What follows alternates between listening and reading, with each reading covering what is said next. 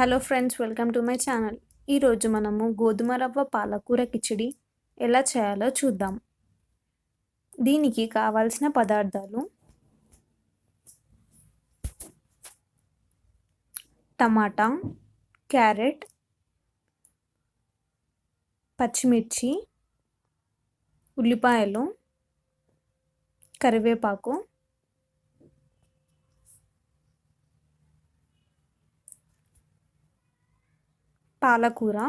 పాలకూరని సన్నగా తరుక్కొని నీట్గా కడుక్కొని పెట్టుకోవాలి. పోపులోకి ఆవాలు, జీలకర్ర, ఎండుమిరపకాయలు, శనగపప్పు, ఇంకా మినప్పప్పు. 1 కప్పు పెసరపప్పుని గంటపాటు నానబెట్టుకోవాలి. 1 కప్పు పెసరపప్పుకి 3 కప్పుల గోధుమ రవ్వ. ముందుగా స్టవ్ పై ఒక గిన్నె పెట్టుకొని అందులో ఆయిల్ వేసి, ఆయిల్ వేడైన తర్వాత అందులో పోపు గింజలు వేసుకుందాము. ఆవాలు, జీలకర్ర, ఎండుమిర్చి, మినప్పప్పు, శనగపప్పు వేసుకొని కలుపుకుందాం. ఇప్పుడు దీంట్లో క్యారెట్, పచ్చిమిర్చి, ఉల్లిపాయలు, కరివేపాకు వేసుకొని కలుపుకుందాం.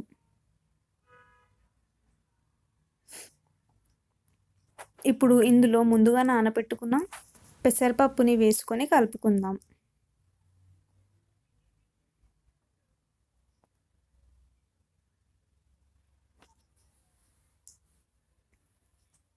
ఇప్పుడు ఇందులో టమాటాలను వేసుకుందాం.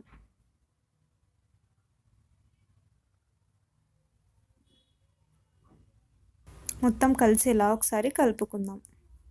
ఇందులో కొద్దిగా పసుపు, ఇంకా వాటర్ వేసుకుందాం. ఇందులో మనము 1 కప్పు పెసరపప్పుకి 3 కప్పుల గోధుమ రవ్వని వాడుతున్నాము. ఇప్పుడు మొత్తం 8 కప్పుల వాటర్ని వేసుకోవాలి. దీంట్లో తగినంత ఉప్పు వేసుకోవాలి. ఉప్పు వేసుకున్న తర్వాత ఒకసారి కలుపుదాం.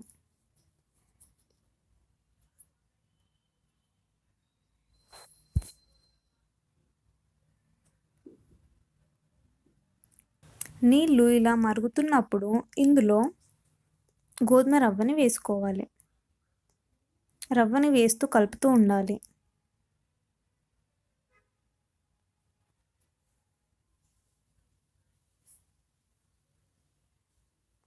రవ్వ మొత్తం వేసుకున్న తర్వాత ఒకసారి కలుపుకొని మూత పెట్టుకోవాలి. ఒక 7 నుంచి 10 నిమిషాలు ఉడికిన తర్వాత ప్లేట్ తీసి మళ్ళీ కలుపుకోవాలి. గోధుమ రవ్వ ఇలా ఉడుకుతున్న టైంలో పాలకూరని వేసుకోవాలి. పాలకూర వేసుకొని మరోసారి కలుపుకోవాలి. ఇప్పుడు దీనిపై ఒక ప్లేట్ పెట్టుకొని మరో 5 నిమిషాల పాటు ఉడకనిద్దాం. ఒక 5 నిమిషాల తర్వాత ప్లేట్ తీసి మరోసారి కలుపుకుందాం.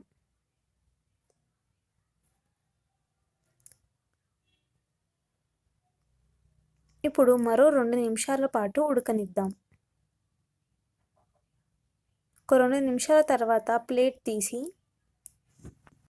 కలుపుకొని స్టవ్ కట్టేద్దాం. రెడీ అయిన గోధుమ రవ్వ పాలకూర కిచిడిని సర్వ్ చేసుకుందాం. ఎంతో టేస్టీ అండ్ హెల్తీగా ఉండే గోధుమ రవ్వ పాలకూర కిచిడి రెడీ అయిపోయింది.